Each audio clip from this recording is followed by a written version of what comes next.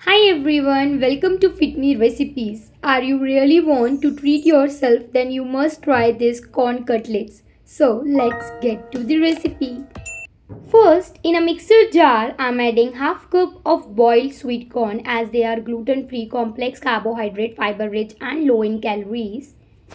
Add 2 to 3 boiled potatoes. Next, add half inch of ginger, 2 to 3 finely chopped garlic cloves, finely chopped onion, green chilies as per your taste, and let them coarsely grounded. But if you are in hurry, you can skip this step and directly mash it with a masher.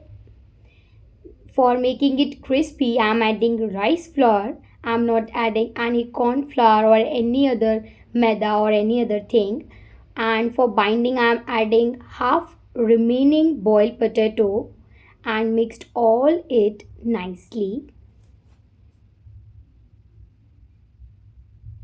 Into this, I'm adding quarter teaspoon of roasted cumin powder, half teaspoon of amchur powder also known as dry mango powder. Add rock salt as per your taste, half teaspoon of garam masala, and mixed it nicely so that all the flavors combine together.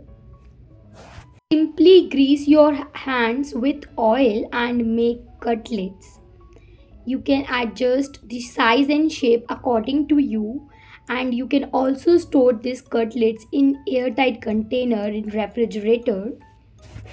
But if you really want to enjoy, then grease the oil on the tawa and put your cutlets onto it. You can also use a air fryer or oven to enjoy these cutlets, but it's my personal advice to use a tawa to give it a desi touch. I'm adding green chutney which I have shared already, and also add meaty chutney. If you are new to this channel, please subscribe to it for more such videos. My name is Sharon. Thanks for watching.